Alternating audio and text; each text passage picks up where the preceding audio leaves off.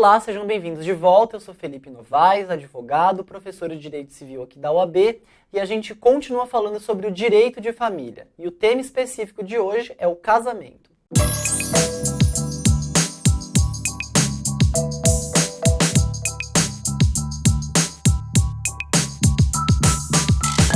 Bem, em relação ao casamento, o que a gente pode começar a dizer sobre ele é justamente sobre essa importância que ele possui no nosso ordenamento.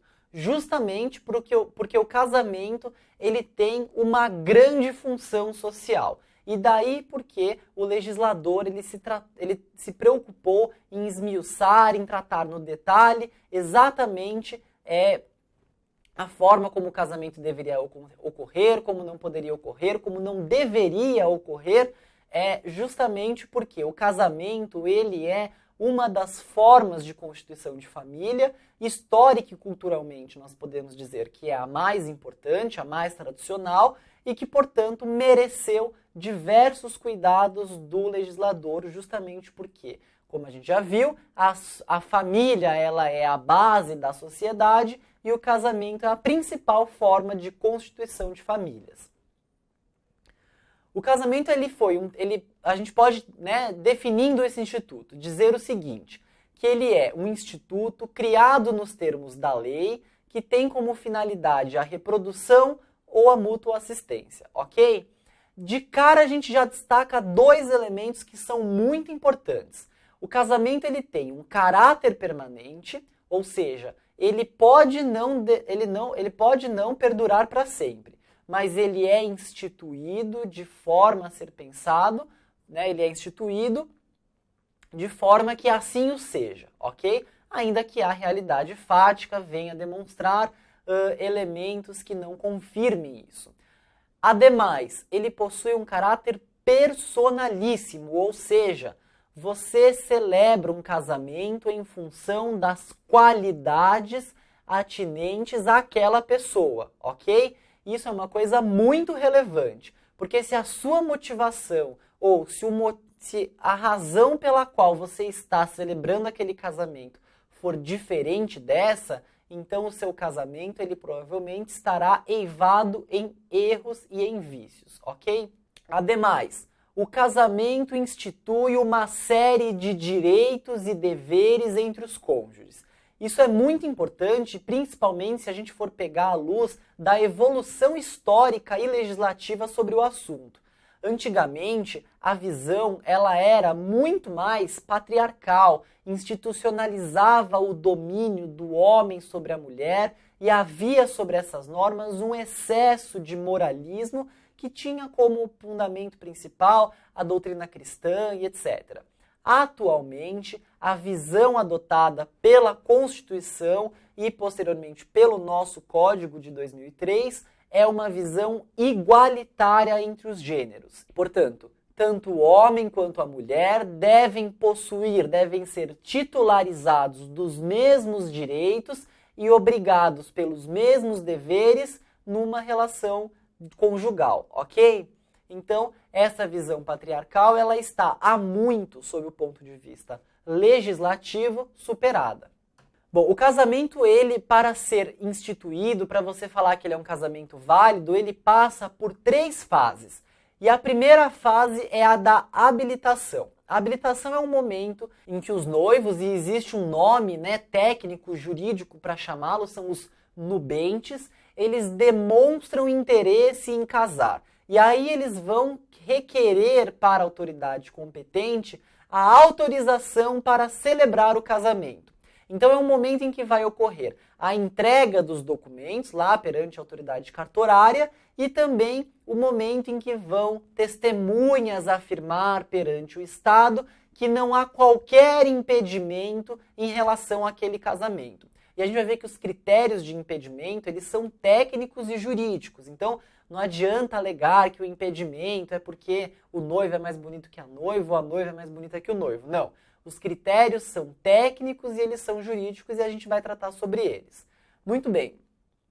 Então, seguido da habilitação, conferir o final dessa primeira fase, ela ocorre quando o cartorário, ele verifica que estão presentes todos os requisitos para a celebração do casamento ou, havendo dúvida, a questão é submetida à apreciação do juiz e o juiz vai dizer se eles preenchem esses requisitos. Vencida essa etapa, iniciam-se os proclames, em que se fixará no cartório e será publicado em imprensa oficial que os nubentes eles pretendem celebrar o casamento. Ora, qual que é o objetivo disso? Veja a importância que o casamento tem no nosso ordenamento jurídico. O objetivo disso é conferir publicidade para o ato que se pretende realizar. E aí, nesse caso, os noivos, os nubentes, eles serão postos à submissão pública, certo? Ou seja, todos poderão ir lá e também contestar e, eventualmente, alegar qualquer cláusula que possa viciar ou impedir este casamento, ok? A segunda fase, ela é a da celebração. E a celebração, ela vai ocorrer e ela precisa ocorrer observando duas coisas muito importantes. A primeira é a autoridade competente. Se você se casa perante uma autoridade religiosa e que não há observância dos requisitos da celebração civil, você não é casado para os termos da lei.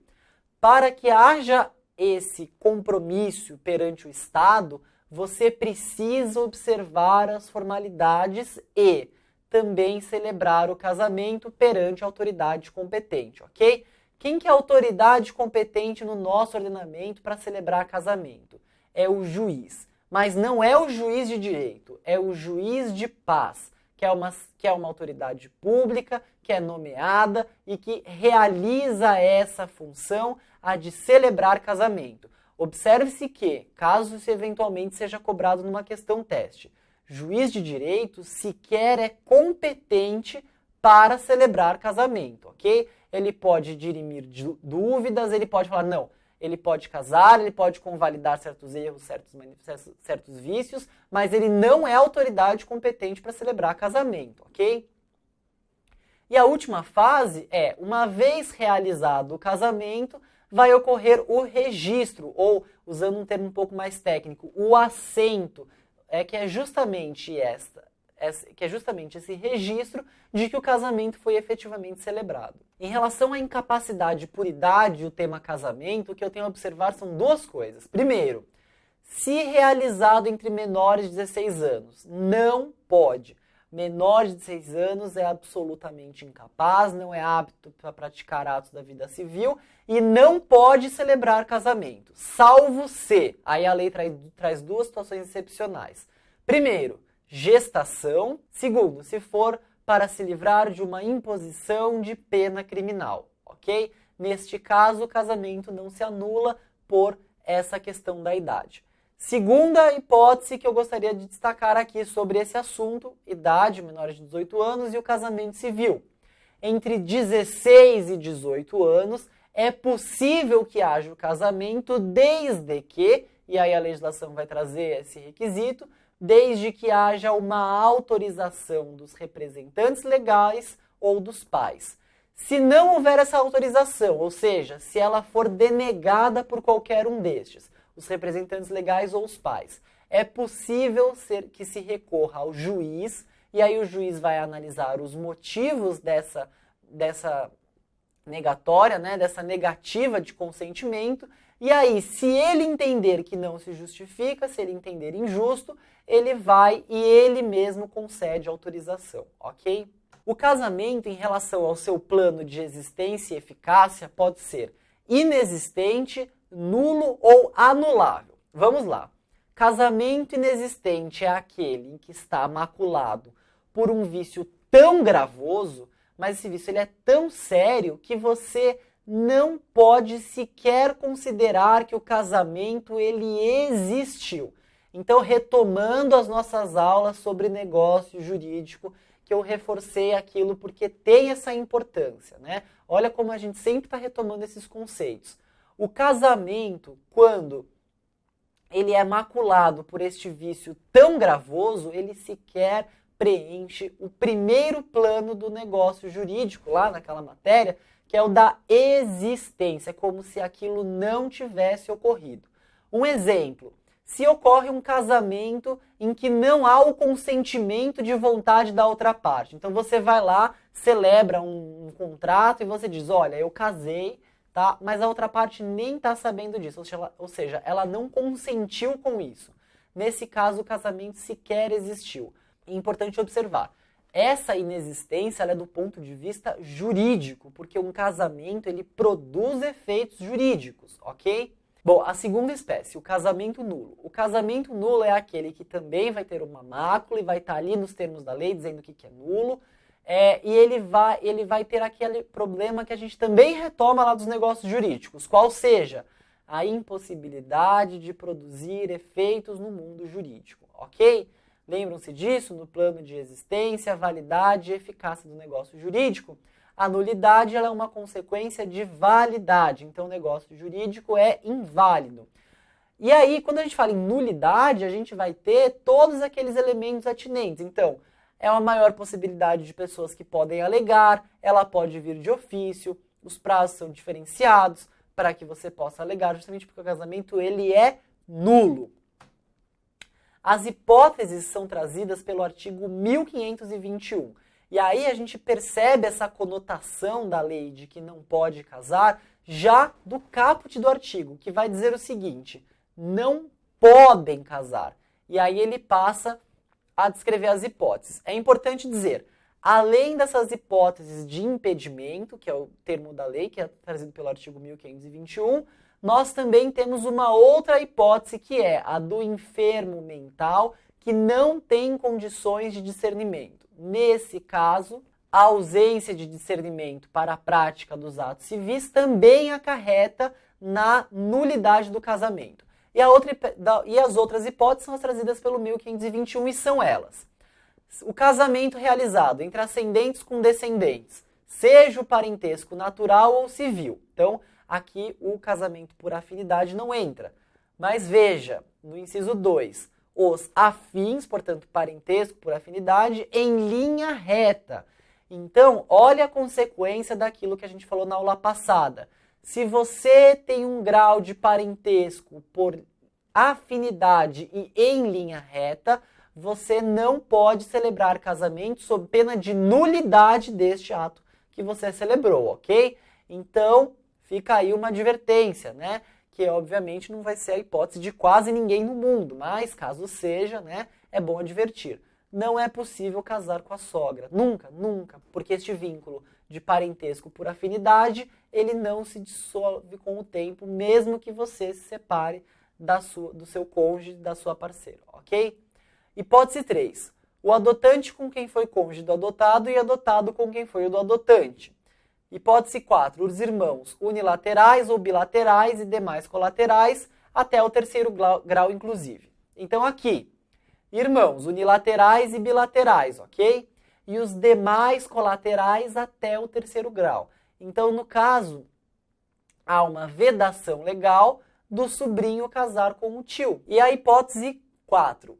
Os irmãos unilaterais ou bilaterais e demais colaterais até o terceiro grau, inclusive. Então, irmãos unilaterais é aquele que tem só um pai em comum. Ou bilaterais, que tem os dois pais em comuns.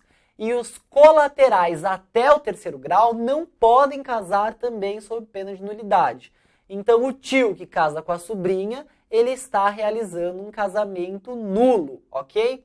Ademais, o adotado com o filho do adotante, ademais, as pessoas casadas e, a última hipótese, o cônjuge sobrevivente com o condenado por homicídio ou tentativa de homicídio contra o seu consorte. Então, veja, há um homicídio e a pessoa resolve casar com um homicida, com um assassino do seu ex-cônjuge, atual falecido. Veja, há uma vedação legal para isso, né? E que faz bastante sentido e que torna este casamento celebrado. Veja, não só o homicídio, mas o homicídio tentado também já induz a essa possibilidade, ok? Bom, na próxima aula a gente continua falando sobre casamentos. Antes de encerrar, eu gostaria de continuar contando com o apoio de vocês aqui na divulgação do nosso material e a gente se vê na próxima aula. Muito obrigado e até lá!